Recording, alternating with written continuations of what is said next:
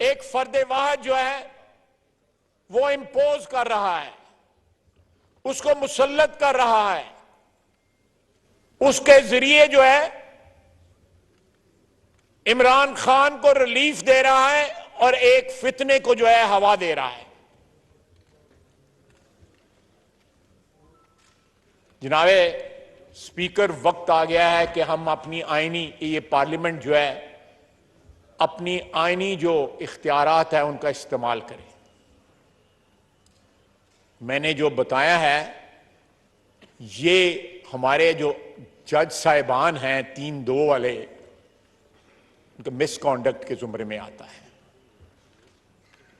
Parliament को supreme judicial council को reference भेजना चाहिए मिसकॉन्डक्ट का, और आइन के तहत जो भी कार्रवाई दर्ज की गई हुई है आइन की किताब में, उस पर अमल दरामद होना चाहिए। Time has come that parliament assets itself. जो आइन और उसका कानून जो है हमें जो इख्तियारात देता है उनका इस्तेमाल किया जाए। वजीर कानून मेरे साथ बैठे हैं,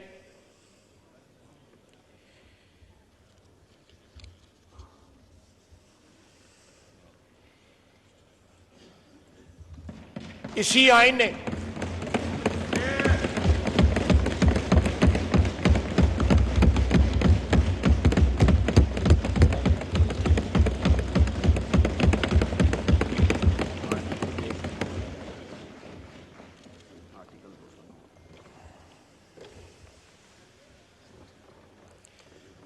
और इसी अदलिया ने आइन की 63A जो क्लॉज है उसको रीराइट किया, उसकी हैयत बदल दी जो है आइन की, एक शख्स के मफादात के तहफ्फुज के लिए। उसके बाद पंजाब में मुंतखब हुकूमत को के इसी बेंच ने, ये 63A वाले बेंच ने घर भेज दिया। पहले कहा कि पार्टी सरबराह की हदायत के खिलाफ डाला गया वोट गिनना नहीं जाएगा, हमजा शहबाज की को दिए हुए वोट को गिनती से निकाल दिया। 15 दिन के बाद परवेज लाई के हक में 10 वोट गिन लिए। जनाबे वाला अदलिया के ये जो जत्थे हैं, अदलिया के जत्थे जो हैं वो आइन की खिलाफ वर्जी नहीं कर रहे, बल्कि उन तमाम लोगों की पुष्टपनाही कर रहे हैं जिन्होंने कोर कमांडर के घर पे हमला किया था, जिन्होंने हमारी कौमी शोहदा के जो कौमी यादगारें जो हैं, गाजियों की यादगारें जो हैं, हम सियासतदानों के और इस पार्लियामेंट के इख्तलाफात रहे हैं, फौजी हुक्मरानी से इख्तलाफात रहे हैं, लेकिन आज जब फौज जो है वो आइन और कानून के मुताबिक अपना रोल अदा कर रही है, तो हमारी तारीख के वो रोशन बाब जो हैं जिन पे हमें फख्र है, हमारी पिछली नस्लों को भी फख्र है और आने वाले नस्लों की को भी फख्र होगा, उन यादगारों को मिसमार कर दिया। जिनाह हाउस या कोर कमांडर हाउस इसलिए जरूर मुतबर्रक होगा या मुकद्दस होगा कि उसमें एक फैमिली रहती है, लेकिन उसके मुकद्दस या मुतबर्रक होने की सबसे बड़ी वजह है कि वो कायदे आज़म का घर था और फौजी कमांडर का घर है, ऑफिशियल रेजिडेंस है। जब उसको वायलेट करते हैं तो हमारा दुश्मन जो है, जिस तरह पिछले 4-5 दिन से टेलीविजन के ऊपर तमाशा लगाया हुआ है इंडिया ने, उसके बाद जनरल हेडक्वार्टर्स के ऊपर हमारे पे हमला होता है। इससे पहले तालिबान ने हमला किया था, तहरीक तालिबान पाकिस्तान ने। क्या हमारे सुप्रीम कोर्ट को ये बातें नजर नहीं आ रही, या वो इमरान खान के इश्क में इस तरह सदके कुर्बान हो रहे हैं? उनके बस में होता अपनी कुर्सी से नीचे आके उसका कोई जफी डाल देते उसको। कहते हैं मुझे देख के आपको बड़ी खुशी हुई है। जनाब वाला हजरत उमर रज़ियल्लाह अदालत में हाजिर हुए, जज जो है वो एहतरामन खड़ा हो गया। हजरत उमर ने उसको डी नोटिफाई कर दिया जज को। क्या हम इनको डी नोटिफाई कर सकते हैं? मैं इसलिए कह रहा हूं कि सुप्रीम जुडिशियल काउंसिल को रेफरेंस भेजें, ये पार्लियामेंट रेफरेंस भेजे। वक्त आ गया है कि पार्लियामेंट जो है, जो उसका रोल है आइन के तहत, वो मनवाए उस रोल को, हमारे रोल को या हमारे तकद्दस को जो है बड़ा पामाल किया गया माजी के अंदर, बड़ा पामाल किया गया, उसमें हमारा अपना कसूर भी है। लेकिन आज ये ऐवान जो है ये अपना तारीखी रोल जो है वो अदा करे। ये जो लाहौर में बैठे हुए हैं,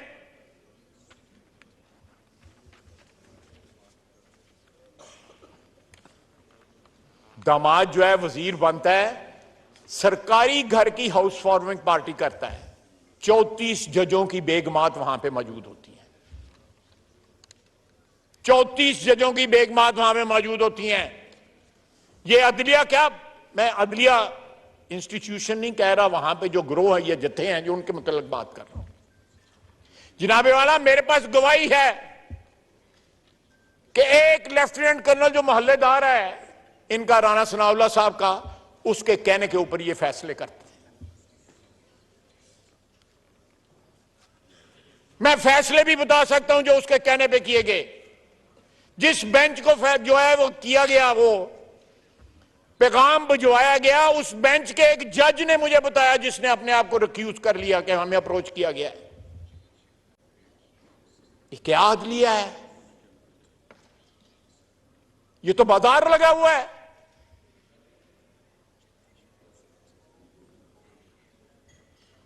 और फिर कहते हैं कि आप जाएं, 10-12 बंदे भी साथ ले जाएं, गपशप लगाएं, उसके बाद सो जाएं।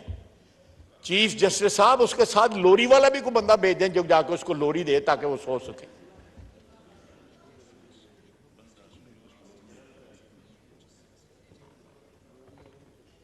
ये क्या हो रहा है इस वतन अजीज में?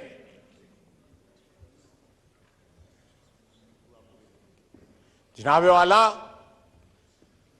उसको कस्टडी के अंदर, और साथ ये कहा गया कि इसको फोन की सहूलत दी जाए। मियां नवाज शरीफ की बीवी जो है दम तोड़ रही थी, वो मिन्नतें करता रहा कि मुझे बीवी से बात करने दो, उसको किसी ने फोन पे बात ना करने दी। यह भी तो हमारी तारीख का हिस्सा है। 3 दफा का वजीर आजम था, किसी ने बात ना करने दी, उसकी बीवी जो है वफात पा गई। क्या यह जख्म जो है मियां नवाज शरीफ के दिल से मुंदमिल हो सकता है? नहीं हो सकता। और आप उसको सहूलतें दे रहे हैं। वो अंदर से, कस्टडी के अंदर से जो है एड्रेस कर रहा है और कह रहा है आजम स्वाति। आजम स्वाति वो आजम स्वाति नहीं जो आप समझते हैं। आजम स्वाति एक खातून है जिसका कोड नेम है, जिसके जरिए पैगाम रसानी होती है, फैसले लिखवाए जाते हैं। आजम स्वाति वो नहीं है जो आपको पता ही है, सारे इनसे मुतारिफ हैं।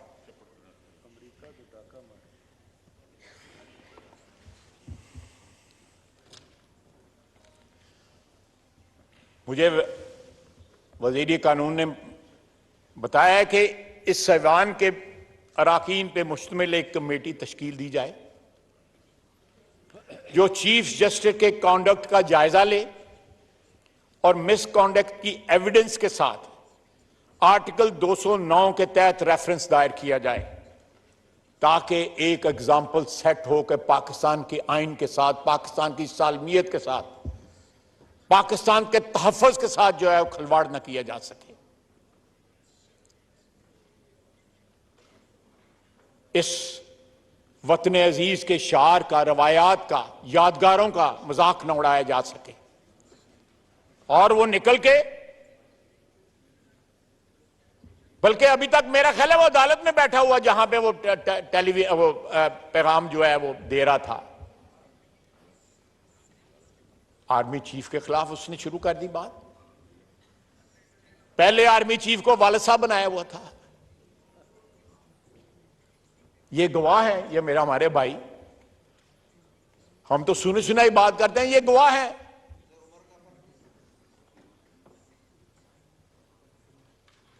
और उनके साथ क्या किया? फिर जब वक्त आया तो उनके साथ क्या किया?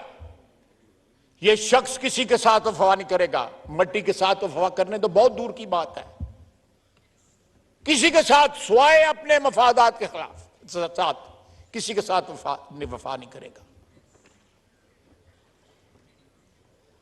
और कहता है कि मैंने हिदायत नहीं दी। इसने ये तमाम जो रैम्पेज हुई है मुख्तलिफ शहरों के अंदर, जो तबाही और बर्बादी हुई है, इसने मैसेज दिया है पहले, जो वीडियो मैसेज उसका चला है। और वो खातून वजीर सेहत जो हैं,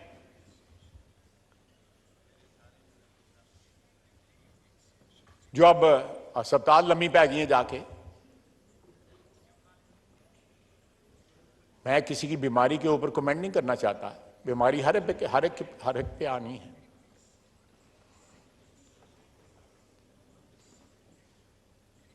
लेकिन अगर आप किसी चीज पे बिलीव करते हैं, मैं उसके सही गलत में बात नहीं करना, मैं उसको गलत समझता हूं, लेकिन इतनी दिलेरी भी होनी चाहिए। फिर पांव पे जो कहते हैं ना पंजाबी में, पैरों से फिर भार पा के खलोना भी चाहिए।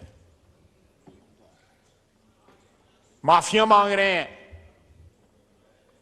वीडियो मैसेज चल रहे हैं, घरों में टेलीफोन छोड़ गए हुए हैं अपना, ताकि लोकेशन यहां पे जाहिर हो।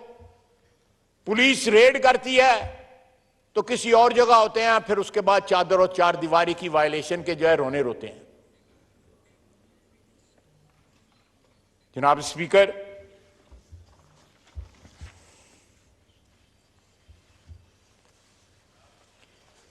और उसके बाद जो केस इनका जो है एक लोअर कोर्ट में चल रहा था, उसको नाकाबिले समाअत करार दे दिया गया।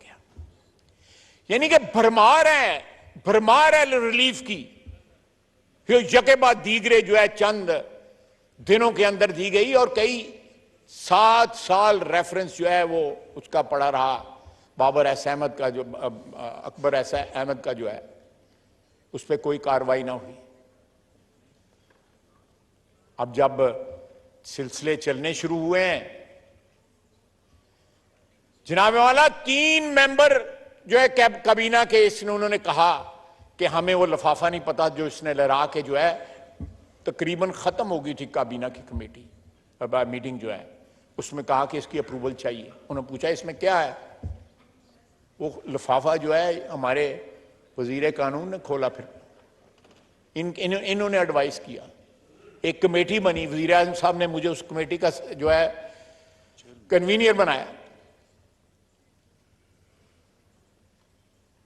वो पैसा मलक रियाज का पैसा है, 190 मिलियन पाउंड जो है उन मलक रियाज का पैसा है।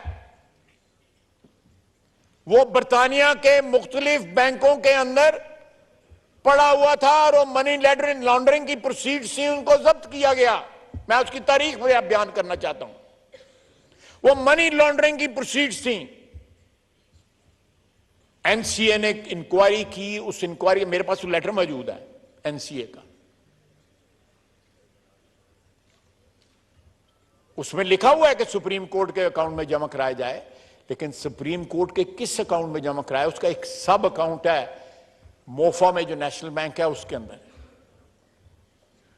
और वो लाइबिलिटी अकाउंट है जो साकिब निसार ने मलक रियाज की क्रिएट की थी 460 अरब रुपए की, जो उन्होंने बैरिया टाउन के लिए जमीन खरीदी थी, और उसके दाम जो है वो सही अदा नहीं किए थे। उनका तखमीना लगा के वो लाइबिलिटी क्रिएट की गई। वो जुर्माना नहीं है, लाइबिलिटी क्रिएट की गई। और वो पैसा मेरी जाती राय के मुताबिक जो है वो सिंध गवर्नमेंट का पैसा है।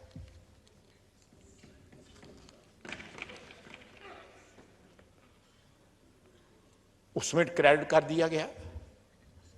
बनीगाला में को 250 कनाल जमीन ली, सुहावा में कोई 400 कनाल जमीन ली, 50 करोड़ रुपया नकद पकड़े, ज्वेलरी भी ली।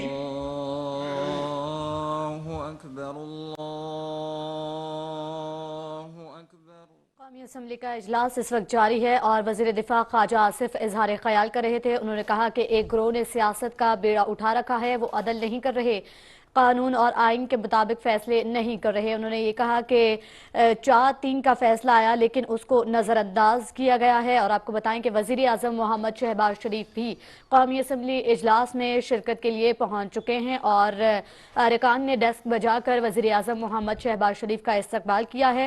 और इस वक्त जो है वजीर दिफा ख्वाजा आसिफ इजहार ख्याल कर रहे थे, लेकिन इस वक्त अजान का वक्फा किया गया है। और ख्वाजा आसिफ ने यह भी कहा कि एक गिरोह ने सियासत का बेड़ा उठा रखा है और उन्होंने ये भी कहा कि फैसले सियासी बुनियादों पर नहीं, अदलो इंसाफ पर होने चाहिए। आइन जो हमें इख्तियार देता है उसको इस्तेमाल करने का वक्त अब आ चुका है। और ख्वाजा आसिफ ने यह भी कहा कि GHQ पर 9 मई से पहले तहरीक तालिबान ने हमला किया था।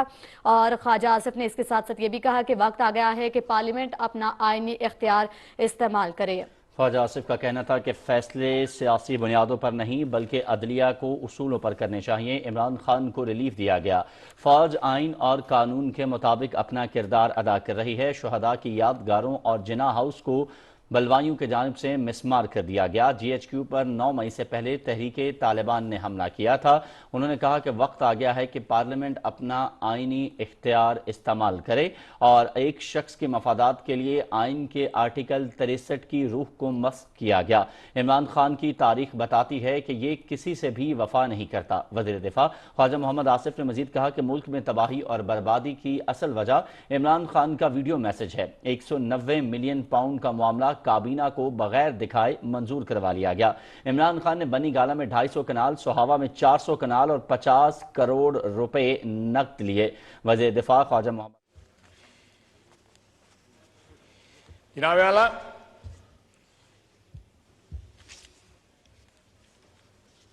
इंक्वायरियों के ऊपर कई मिलियन डॉलर खर्च किए गए जब वो इंक्वायरियां जो हैं वो शहबाज शरीफ के खिलाफ थी या वो नवाज शरीफ के खिलाफ थी। ब्रॉडशीट के खिलाफ जो इंक्वायरी जो हुई उनका क्या कंक्लूजन निकला? NCA ने उसमें भी इंक्वायरी की और NCA ने इन तमाम अफराद को जो है हमारे वजीर आजम को और साबिक वजीर आजम को जो है बरी जिम्मा करार दिया। इस पे क्यों नहीं इंक्वायरी करवाई गई? इस पे क्यों नहीं जो है वो इसने इमरान खान ने, और वो जब लिफाफा खुला उसमें जो डॉक्यूमेंट्स निकले जिस किस्म के कॉम्प्रोमाइजेज इन्होंने किए, और उसके बाद मुझे फोन किया मलक रियाज साहब ने कि खाई साहब की कर दे पे छोटो पीछे कड़े पासे पै गए। मैं रिकॉर्ड पे लाना चाहता हूं जनाब वाला, इस तरह नहीं कि आप सियासतदानों की बोली लगा के इस मुल्क में जो मर्जी कर लें। इमरान खान अगर बिक सकता है तो यहां पे सियासतदान ऐसे मौजूद हैं जिनका जो है वो मूल नहीं लगाया जा सकता, जो बिक नहीं सकते। वो तो कदम कदम पे बिका,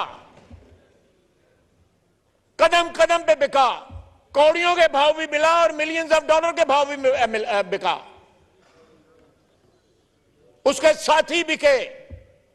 ये सारा जो बुखार है, सारा जो उन्होंने लूट मार की है पिछले 4 साल के अंदर, खौफ ये है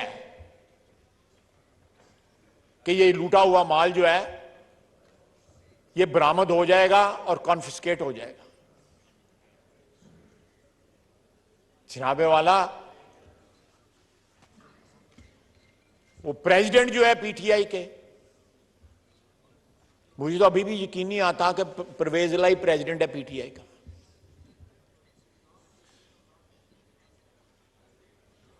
उनका बेटा यहां पे जिस वक्त डॉलर कहीं 265-70 पे था, 300 रुपए डॉलर लेके यहां से गया है बोरियों के हिसाब से, और वहां पे भी जाके सरेंडर किया है। बाकी बैलेंस को लेजिटिमाइज करने के लिए, लॉन्डर करने के लिए। आ जाए ना वापस। चार दीवारी के तहफ्फुज की बात करते हैं। क्या इनकी हुक्मरानी में चादर और चार दीवारी के तहफ्फुज की बात हुई थी? ख्वातीन की बेहुरमती की बात करते हैं। क्या इनके दौरे हुकूमत में ख्वातीन की इज्जत और तकरीम का पास रखा गया था? जरदारी साहब की हमशीरा या मरियम नवाज या और बहुत सी ख्वातीन, उनको किस तरह ट्रीट किया गया? क्या कोई एहतराम का शायबा भी था इनके एटीट्यूड में?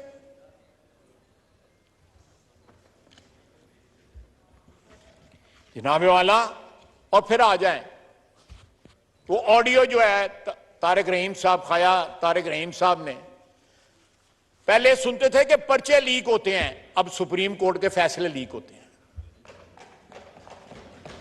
पाकिस्तान में यह रवायत थी ना कि पर्चे लीक हो जाते हैं, फिर पर्चे मनसूख हो जाते थे कि पर्चा लीक हो गया उन नवा इम्तिहान दो। इत्थे फैसला लीक हो गया उन नवे फैसले करो। हुए ना? तारिक रहीम साहब ने जो बताया टेलीफोन पे हूबहू वो फैसला हुआ। तारिक रहीम साहब ने जो बताया वही मोहसिन अख्तर कियानी साहब ने फैसला किया।